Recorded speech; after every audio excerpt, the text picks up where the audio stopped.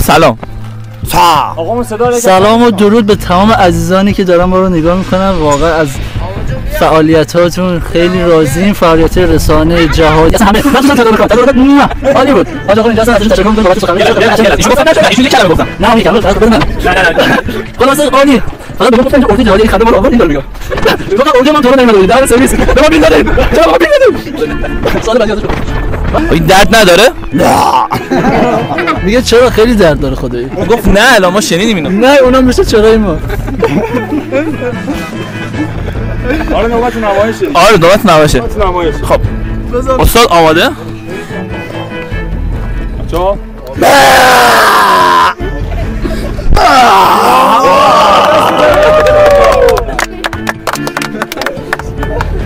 دوباره یکی دیگه. ضعیف بعدی. اون قسمت بعدیش آقا یه قسمت دیگه هم هست.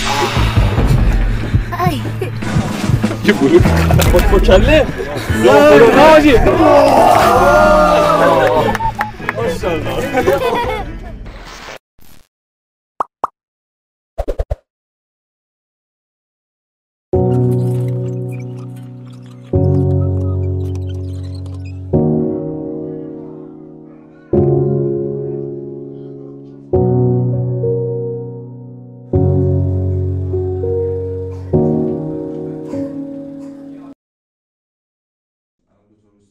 جمعیت کلاس شب و کلاس بالا درسته؟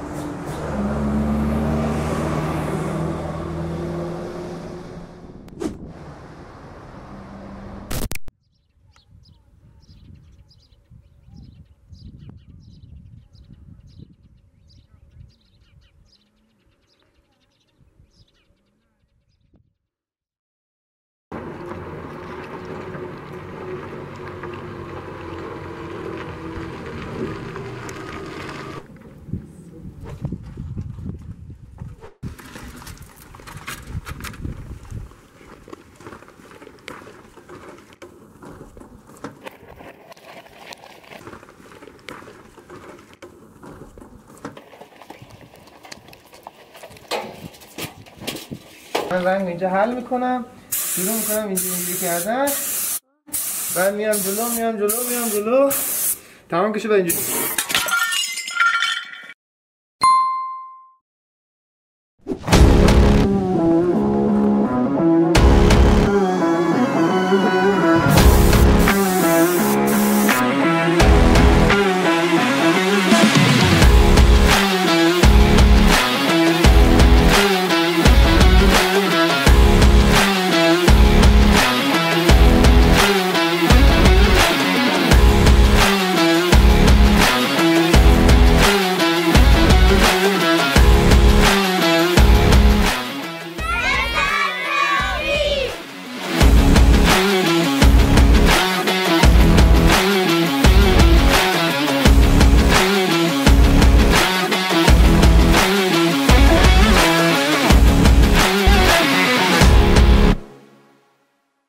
خودتون رو معرفی می‌کنید؟ حمیدرضا جوادنیا، ترم 6 بهداشت حرفه‌ای، سابقا مسئول تدارکات جهادی، فعلا مسئول تیم، یعنی یک عضوی از تیم رنگ این اردو. عارفه محمدپور هستم. من سارا کوزهگران، ترم 6 اتاق عمل. شما پس عملا تو همه قسمت‌های جهادی بودین تا الان؟ آره، راننده بودم، آشپز بودم، مسئول تدارکات بودم، رنگ‌آمیزی کار کردم، عمرانی کار کردم، فرهنگی فقط کار نکردم. اونا هم کار نمی‌کنن، فرهنگی‌ها کار نمی‌کنن. آره، فرهنگی‌ها کار نمی‌کنن. رسانه هم بودم البته. آره، رسانه هم. خب یه توضیح لطفاً در رابطه با بحث رنگ‌آمیزی، قسمت رنگ‌آمیزی اردو می‌فرمایید؟ خب ما قصدمون نوسازی مدرسه بود. خب بچه‌ها وقتی که وارد مدرسه میشن از هر طرحی که ما روی دیوار میزنیم یه نکته آموزشی میگیرن. حالا نوشته‌هایی که روی دیوار نوشته میشه، طرح‌هایی که کار میشه، همه اینا مفهوم داره. و خب ما از 2 هفته قبل از جهادی با وسواس حالا ما هم دیگه هم فکری کردیم و خب طرح‌ها رو در آوردیم. و خب نهایت تلاشمون رو کردیم که دیوارهای بیشتری رو توی حین جهادی رنگ بزنیم و خب بچه‌ها همشون همکاری لازم رو داشتن و خیلی تلاش کردن. این پروژه توی 4 روز قرار بود انجام بشه که انشالله تموم میشه توی 4 تا دیوار. بعد این اصلی ترین دیواری که روش کار کردیم این بودش که انشالله دورگیریش مونده. یعنی که از ماسمالیاتون تعریف بکنید. اون ماسمالی نیست، اون به خدا بعد از پروژه مسکن مهر موفق ترین پروژه عمرانی کشوره. اگر خاطری چیزی هست ما یه خاطره مهمون کنیم. من شب اولی که اومدم فکر کردم که خیلی زود تمام بشه. روز اول که کار شروع شده بود دیوار پشتی رو یه طرحی زدم. بعد نگاه کردم فکر کردم که ساعت فرض کنین ظهر شده تقریبا. ببینم هنوز ساعت 8 صبح چقدر خوشحال شدم. اون روز خیلی دیر تمام میشد. بعد ما توی همون روز اول 2 تا دیوار مدرسه رو رنگ زدیم.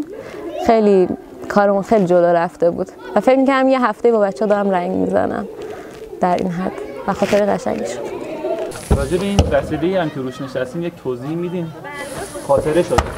واقعا خاطره است. دیروز خیلی امنیتش بیشتر بود، با پنجره پشتی وصل بود، ولی امروز یکم لغ میزنه امنیت نداره. ولی خب کار رو راه انداخته بازم. آره خدا رو شکر کار رو انداخته دیگه. شما سمت پسر رو نمیبینید. کجا این شما شب یه اتاق اینجا هست، بعد باد میاد تا صبح صدای زوزه باده. خب بعد همینجوری ترس تنهاییش هم که هستش، بعد اون زوزه باده هم که اضافه میشه دیگه تا صبح معمولا بیداریم. آره یه چوب دارم اینقدر، خان محمدپور فیلمش گرفتن، اینقدر چوبه تقریبا. بعد شب میخوام برم، حالا خانم‌ها میخوان تا محل اسکان برن، نمیدونم خودم اینجا تو محوطه هستم اینا، تا موقع 1 ساعتی که بیدارم این چوبه دستمه، بعدش هم کنار خودم میذارم خواب شم. سر صبح بود، بعد آمودیرم نیامده بودن، روز چهارشنبه خواب بودم، بعد این چوبه همینجور کنار دستم بود که اگه خدای نکرده یه حیوانی چیزی اومده اینا، در پیکری خاصی که نداره، محض احتیاط دیگه. شب اوله یه وقتی خدا ترسیدم شب اول خلاصه یه وقتی آدم عادت نداره دیدی حیوانی چیزی اومد داخل، بالاخره غذا و اینا داخل مدرسه هست. صبح خواب بودم، تقریبا ساعت 7 یا 6:45 بود که یک لحظه هم یه چیزی خودشو زد به در و پرید تو اتاق. من همین چوب برداشتم بزنمش، گفت عمو نزن. منم آمدم امتحان بدم. خب روز چهارشنبه اومده بودن امتحان املاشون رو بدن، شانس آوردن که بهشون نزدم. یعنی همین لحظه‌ای که چوب برداشتم بزنم دیگه همین 1 متری من بود دیگه. آره اردوی چندمتونه که شرکت می‌کنید؟ اول. خب سوال من اینه که نسبت به اینکه اردو اول شرکت کردین چه خاطره‌ای واسهتون ثبت شده که دوستان بگید؟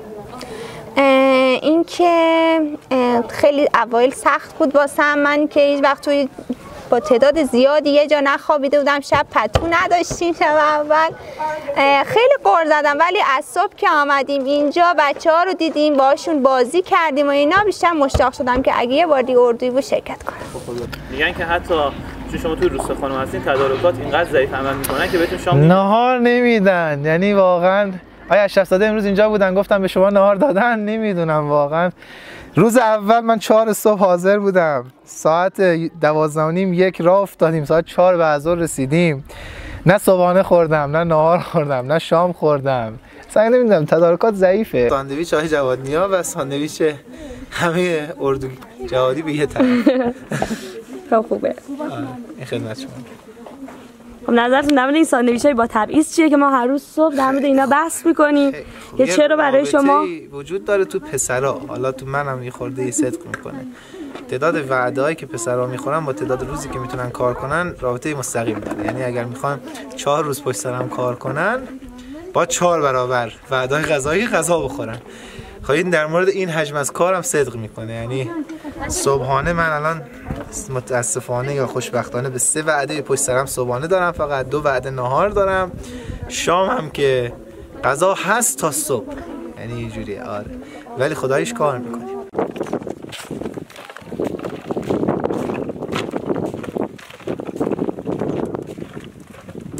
بابا دندون اینجاستی که کلمنشون نه قابل مال همینجاست. کجا بردم؟ نه چی کن دقت کن بیشتر. چند نفرم؟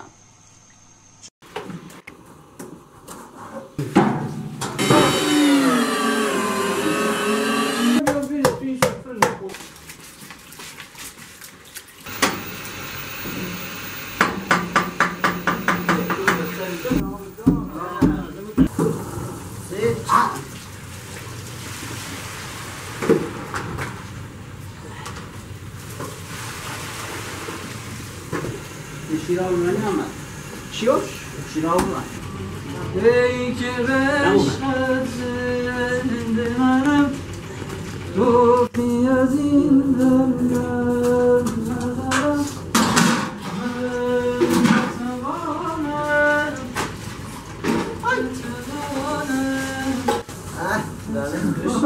خیلی داره. نتوانیم؟ باور نتوانم.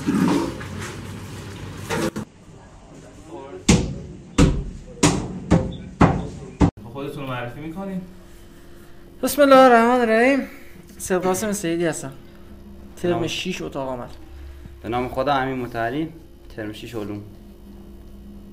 به ترم 9 بهداشت محیط. من 10 شدم دیگه. الان 10 شد. اون موقع ترم 9 بودیم. بله. الان ترم 10 بهداشت. خب سلام، بهاره نایبی هستم. شما؟ فاطمه محدث هستم. خب شما تو کدوم قسمت از این قسمت اردو فعالیت می‌کردین؟ امروز که ما انشالله این بخش آشپزخونه داشتیم دیگه، بخش انبارخونه مهمات بودیم دیگه.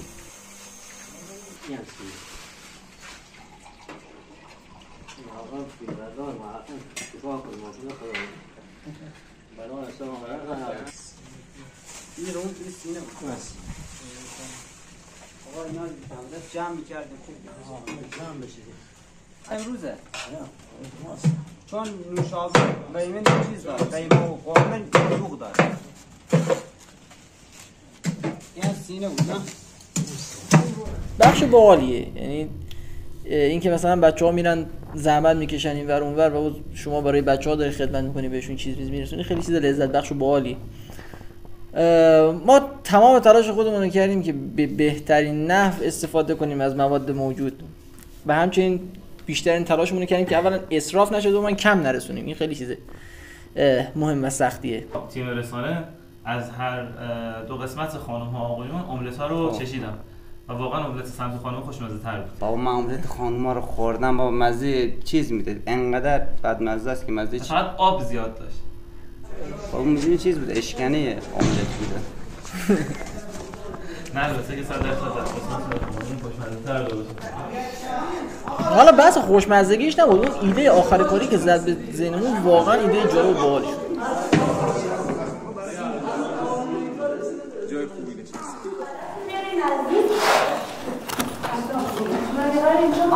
میوه های اسلایس شده. آره این روز آخر بود، بعد ما یه عالمه میوه داشتیم دیگه. بعد دیگه گفتیم اینجوری قشنگ بچه بدیم، تنوع میوه‌ام بالا بود.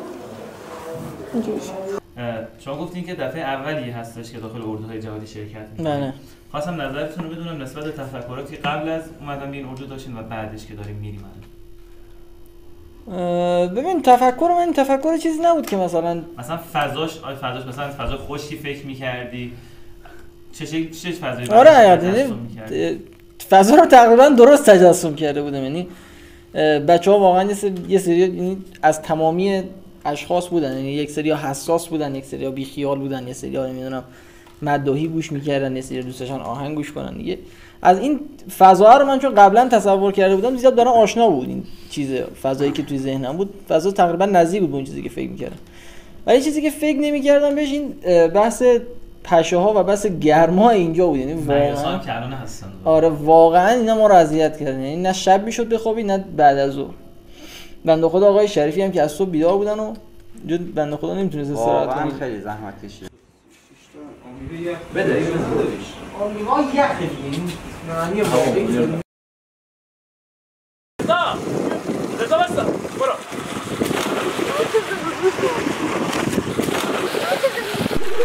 رضا خودت آروم بیا زیر این. رضا بیا.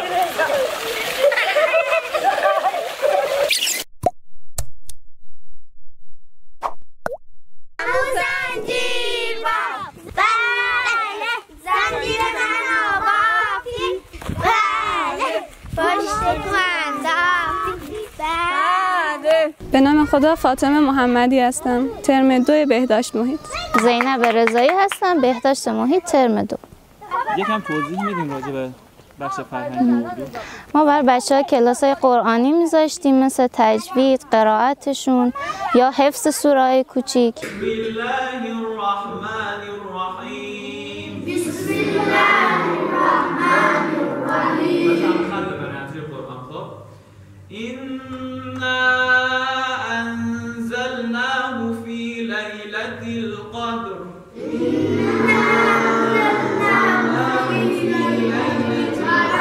خب یه بار پسر تنهایی بخونم بعد دختر شما بخونید. ما ادراک ما لیلة القدر. باهاشون شعر کار میکردیم.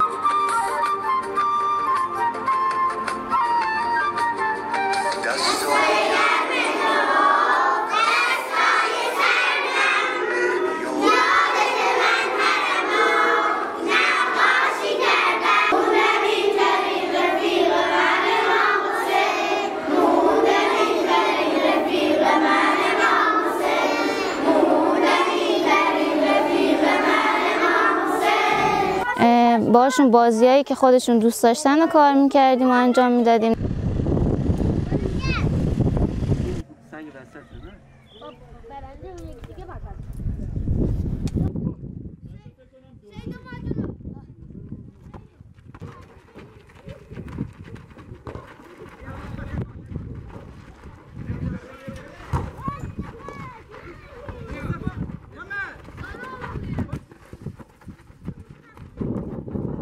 نقاشی میکشیدیم.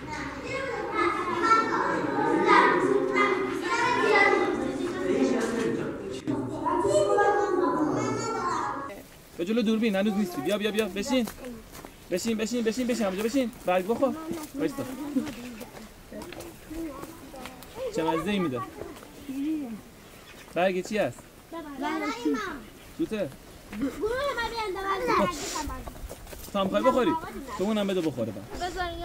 این ارتباط گرفتن با بچه‌ها کار سختیه. خواستم بدونم شما به عنوان یک نفر یک بالاخره اختلاف سنی وجود داره بین شما و بچه‌ها. درست. چه شکلی این ارتباط رو تونستین برقرار بکنید؟ سعی کردیم اول باشون مثلا خوب صحبت کنیم، با اسم صداشون بزنیم و یه حالت صمیمانه پیدا کنیم، بعد بتونیم بهتر باشون ارتباط بگیریم. چیه؟ همین چیزایی که باعث مریضی میشه، چیزایی که کوچیکه که باعث مریضی میشه. آره، اگه شیر رو گرم کنیم 20 دقیقه نیم ساعت بجوشه دیگه خوب میشه شیر. گوسفنده مورد آره. خدا بیامرزتش.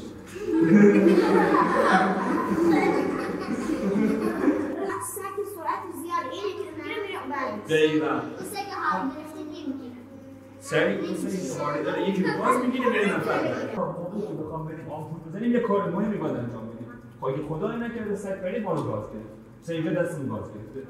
اولین کاری که بکنه باید چیکار کنم قبل چی؟ موقع بریم آمپول بزنیم ممکنه طول بکشه. بعد به دست صابون بزنیم. آفرین. چه باشم یه موجود سفید اگه تو محاطی باشه دیگه بیشتر میشه آره یه محاطی خیلی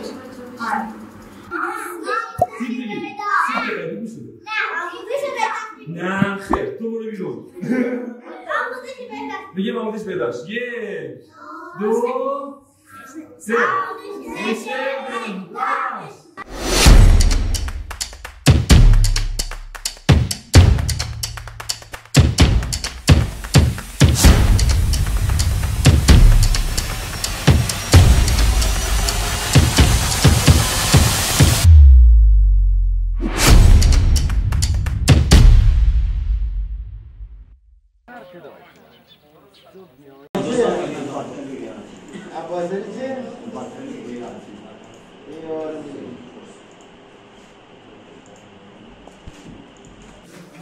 خب چی شده؟ مشکل چیه؟ متأسفانه بشکنم وقت ما جای کارنده نداریم. فولیک اسید و اینا میخوری مادر؟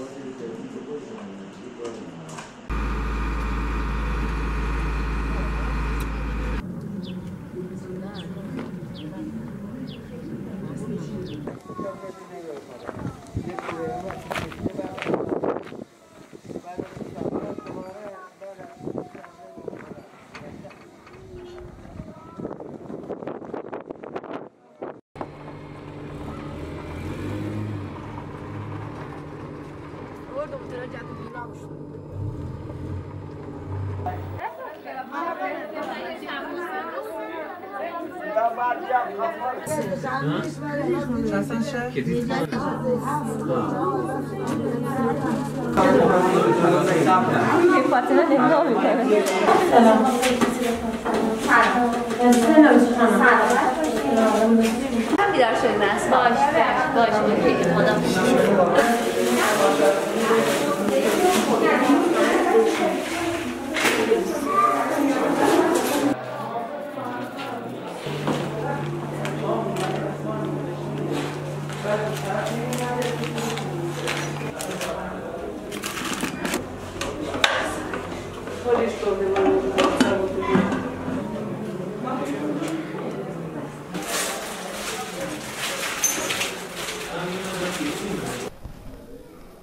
من نمیدونم واقعا هنگم بگی من امروز حالم خوب نیست.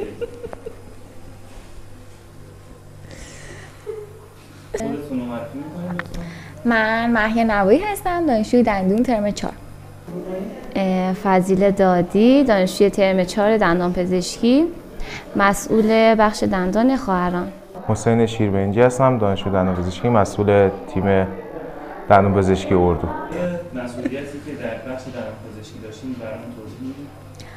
طی 3 روزی که اینجا فعالیت داشتیم، روز اول من دستیار دندون پزشک واسطه بودم، بعد 2 روز بعدی چون که تعداد پزشکا کم بود و اینا پذیرش واسطادم.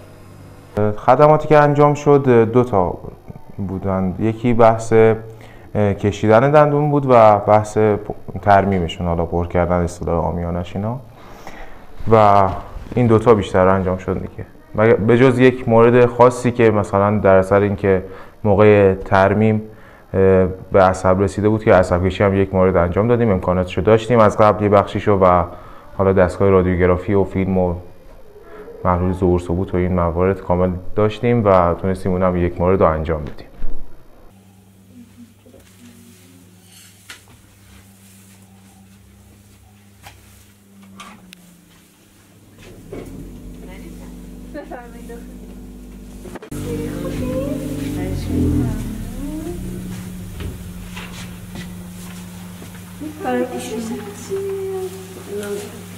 نازنین روحانی رسید.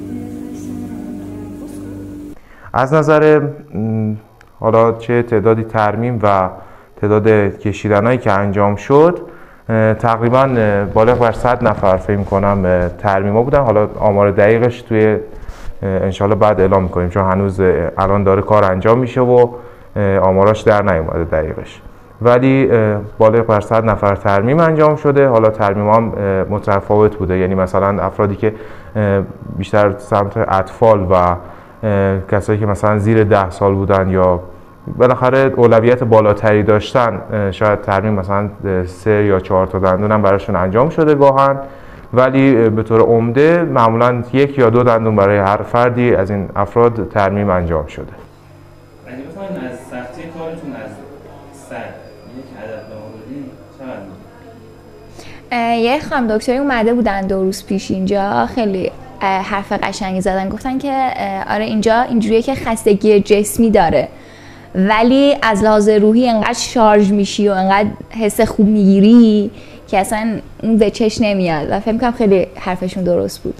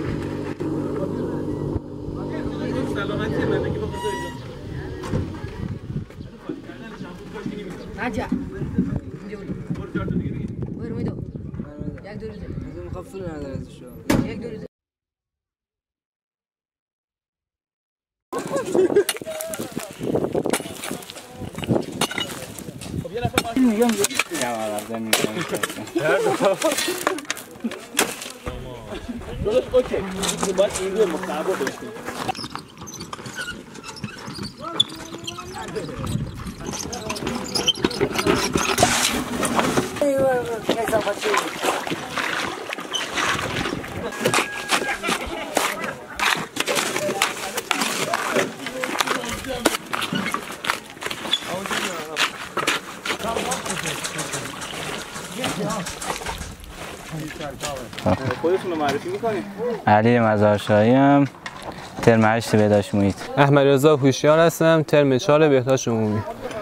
علی علیزاده هستم، ترم 7 پزشکی.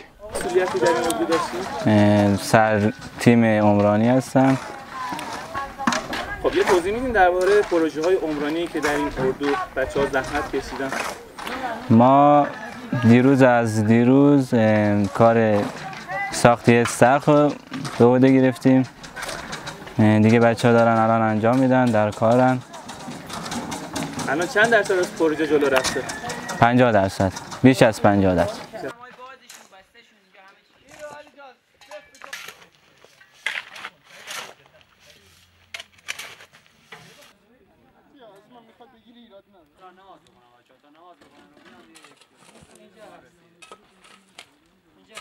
آقا از این کلنگ چیه که همتون تو فیلم این کلنگ رو به دست میگیرین؟ این نماد کارگریه.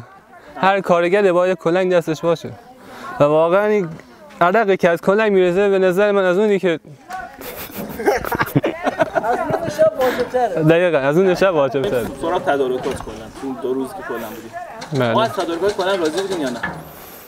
تدارکات دیگه بچه‌ها زحمتشو کشیدن، آره واقعا ولی داده کیفیت غذا بیشتره. کیفیت غذا بیشتره. دیگه اگه کنسرو و سالاد الویه بسته‌بندی شده کیفیتش بیشتر شده ما خبر نداریم. نماد نفر قبلی کلنگ بود، چیه که از شما بیله؟ ما گروه جهادی لطف کردن، از تخصص ما استفاده کردن. بچهای دندون پزشکو بردن زیر کولر. بچهای علوم آزمایشگاهی و این چیزا که همه پشت وانت و یا تو تیم رسانه به ما بچهای پزشکی لطف کردن بیل دادن دستمون. بیل که لذت بخش‌تره. چی؟ آها یه سری الان از پشت صحنه‌ام اشاره کردن که یه سری کارهای فرهنگی میکنن که خیلی زحمت میکشن، بچه‌ها رو جمع میکنن میبرن فوتبال بازی میکنن و دیگه هر قسمتی سختی‌های خودشو داره. بله آقا قطعا همینطوره. اصلا حاجی کار ما راحته، ما کاری نمیکنیم که زیر آفتاب داریم یه بیلی میزنیم، یه دوره هم یه استخری میسازیم.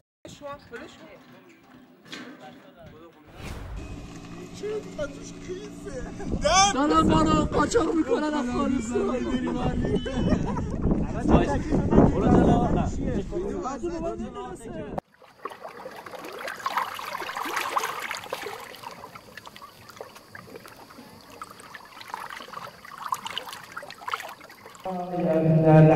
الحسن دورت بگردن بیا تا دست خالی بر نگرده دعای توسل و شروع می کنیم یا سیدنا و مولانا توجهنا واستشفعنا وتوسلنا بك إلى الله وقدمناك بين يدي حاجاتنا. من طلبه الان متوجه شدم هر جا که در راه خدا قدم گذاشتن ارزش پیدا کردم. هر جا که به خاطر چشم این و اون یا به خاطر هدفی که خودم داشتم شاید مال دنیا باشه به هیچ جا نمیرسم و تکلیفم مشخص من کنار بدی شکست و دیده ز دل اشک دانه دانه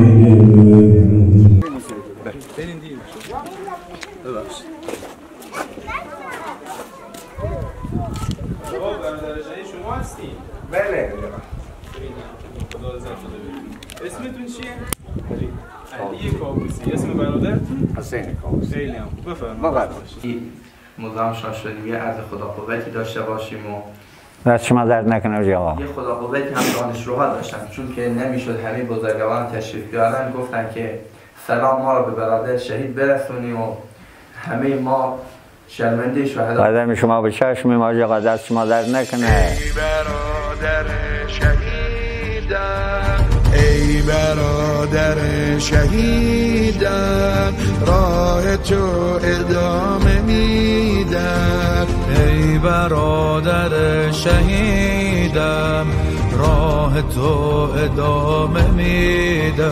ما حرفشو زدیم اما تو بودی که شهید حاجی آقا خاطر زیاد داره. ای از موقعی که دیگه به نماز و روزه رسی، از هر لحاظی سیکنی با نماز، با روزه، با تقوا، در دعا سنهایی که میخونی تو مسجد تانایی، دعا اینا همه شرکت میکرد. همکاری خیلی محرومین خیلی داشته. این شهدا که جوری دیگه موقعی که نزدیک رفتن نمیشه، من یک خاطره ها یک کاروی میگذاری که مثلا بعد از اونا میمونه دیگه. راه تو ادامه میدم. ای برادر شهیدم، راه تو ادامه میدم. تنگ دلم برا غروب جبهه، حسرت خاطرات خوب جبهه. او هدفی که ما داریم آقا، این جوانوی حالا باید پشت کار داشته باشه. اگر اتفاقی بفته که یا جنگ یه جای شروع شو که او قدم او شهدا، خون او شهدا یک موقع پامال نشو، راه اونا رو هم همینجور نوبه به نوبه باشه. مثل که اونا رفته این جوانای حالا هم بره به امنیت باشه تو کشور، مسلمونی باشه، اسلام باشه، خیلی راحته، آزادی خشما توی منطقه ها ما سر مرز خیلی با امنیت زندگی میکنه، راحت. خب اینا از این شهداه. تو دعای ندب حس میکردیم ما حضور صاحب از زمانو.